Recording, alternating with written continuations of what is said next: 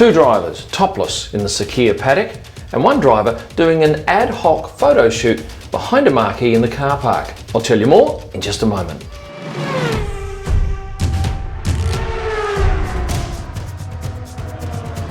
It was the first day of the Bahrain Grand Prix, the Thursday media day, and I'm out waiting for cars and drivers to arrive, and up rolls Max Verstappen in this G-Wagon along with his dad, Joss, his trainer, Bradley Scanes, and his manager, Raymond Vermeulen. And they park towards the back of the car park. There might be 8 or 9 photographers waiting there, I'm guessing. I decided to move to about 30 meters away from the car. And then I see Max just hanging around, and then Vicky Lloyd, the Red Bull communications manager, heads over. She's got a Red Bull shirt in her hands, and I figure, right, he's got the wrong shirt on. As you can see, it's a white shirt, still got a Red Bull logo on it, but it's not the shirt he needs to wear. So a quick costume change for Max in the car park, with Vicky running a little bit of interference there to give him a bit of cover. That was the Thursday. The very next day, exactly the same thing happens with Charles Leclerc.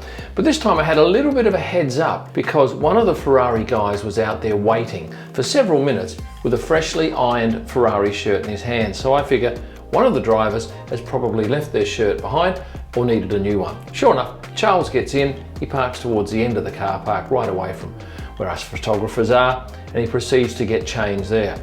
Now, why is it important that they walk in with the right shirt on? It's obviously not for fans because there are no fans. And besides, it would only be 7 or 8 photographers. And some mornings Charles gets in before any photographer, so he could wear what he likes in. It's obviously to do with sponsors, and they pay a lot of money to get their logos on their shirts. And Red Bull knows that every time their logo gets popped up on a television screen, on social media, in the press, it has value to them. And if a driver walks in without the shirt, that's a valuable opportunity missed. Now, if you have a look at this rear shot of Valtteri walking in here, there's a handful of photographers visible. This guy here, his pictures will probably end up in the German press. This fellow over here, this is Evgeny, his pictures could end up in the Russian press. Up here is Jiri, he shoots for Mercedes, so Mercedes would get those images and distribute them to whoever they want. But the real winner here is this gentleman on the left. This is Lars Barron. He shoots for Getty. Getty has the widest reach of anybody. So if he gets a picture and it gets sent around the world and it's a popular picture, those sponsors on that shirt will be well happy. So that's why when a driver comes in, he needs to be wearing the right kit. And on that note, Fernando Alonso always has his Kamoa cap on, and he always has Kamoa sunnies on. He's actually a brand ambassador, and I believe he owns part of that company. So it's in his best interest to make sure he's got his kit on before he gets into the track. And as you can see here, I got him suiting up.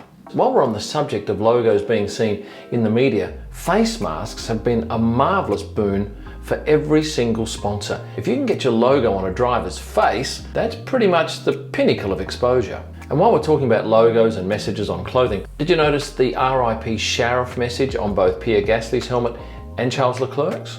That's in memory of a fella I've seen at a number of races in my time. A young guy, blind, developed cancer a little while ago and recently passed away. So a couple of drivers had logos on their helmets, and Daniel Ricciardo paid a nice tribute to the young fella as well. Oh, and I must say thank you to Canady.com, the world's best online staff training platform. They are one of the reasons why you're getting these videos absolutely free of charge. If you need staff training, head to Canady.com. Now let's talk about the driver who did a photo shoot behind a marquee housing a Mercedes car in the car park. It was Sunday, race day. Lewis Hamilton arrives in with Angela driving. Now originally they parked near the swipe gates, then they drove to what I thought was the second gate. But then a minute later, they turned around, came back, Lewis got out of the car, met his photographer, and they went over to this area here, and Lewis stood with his back against the fence for his photographer to shoot him.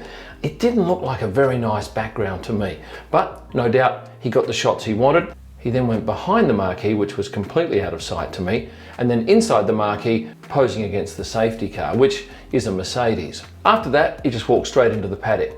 With Lewis, he's very hard to catch. And what I find is that the days he walks past the photographers and is happy to be photographed, more often than not, he's wearing clothing that he has a say in, not the Mercedes kit. Now, on this day, he's wearing an I'm Different shirt, and on the back it says, what does it say? Re-rise. Something, what is it? Re-rise. plus a set of very elegant pearls that wouldn't look out of place at the opera or perhaps even the ballet. They are quite a statement.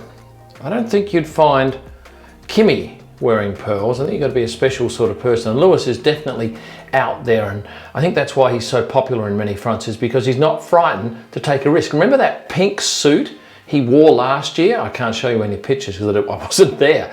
But my gosh, when I saw them, I thought, well, hats off to him. He is out there. I remember reading somewhere that somebody said, oh, people whine about the fact that I'm always doing something different.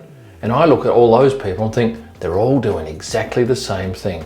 So who's the smarter person? Who knows? But he certainly knows how to get the attention of the world's media. And I've found no information on whether or not the shirt he's wearing is actually available commercially. I'll be very interested to see where those pictures pop up. And I can't tell you why he did the shoot in that particular area, but it is unusual. Although I think I might have seen it once before.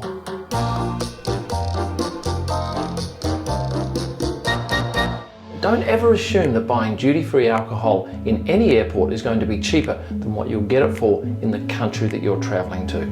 For instance, Italy, where I am right now, you can buy alcohol cheaper than any duty-free store in Australia by a mile, and probably in America too. So always check out local pricing before you go and stump up for duty-free alcohol and then have to cart it all the way around the world.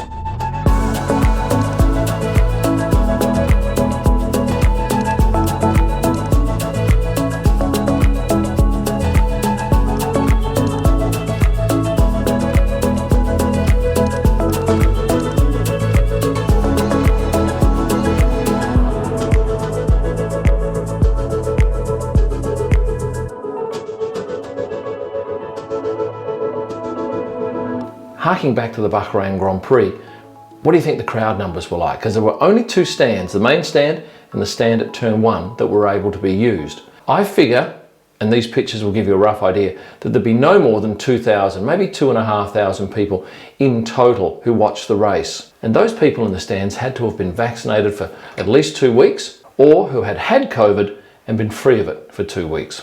The other thing that created quite a bit of chat in my last video was the podium ceremony without any spraying of the champagne. Now, a lot of you have said that that rose water is horrible stuff, sticky. Somebody said, why don't you just use Sprite? It's the same sort of thing. Apparently, and I'll go with this, that it's not terribly nice to get on you, despite the fact that this fella was almost drowned in it by Lewis before he left the podium. I'm going to hark back to a couple of other things too. For those of you wondering, the Pfizer vaccine, I had it 3 days ago now. Absolutely no side effects. I know some people have said they've had different things happen, but I can't tell you anything happened with me. It's just business as usual. And on another matter, the Where Am I post, which I popped up on my Instagram story, blew me away. It was just a simple picture I took as I was driving to my apartment here in Bologna of this lovely tower in the centre of town. And I just simply said, where am I? I had 99 plus responses. So it appears that a lot of you are very interested in that. As we go around the world, I'll continue to pop up those interesting landmark photos from the places I visit. Anyway, thank you to the Italian government for allowing us to enter the country and shoot the race at Imola, which gets underway in 2 weeks' time. Should be great, never been there before, and I'm excited, and I'll make sure I take you along on my travels so that you too can see what I see at every step of the way. Thank you to the members who've joined and those who've picked up a VIP package. You'll see their names at the end of this video.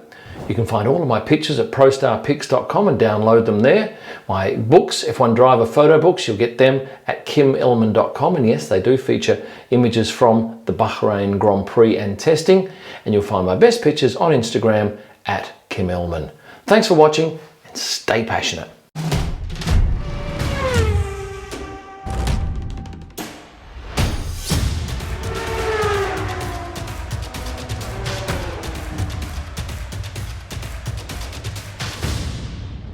Having another drink.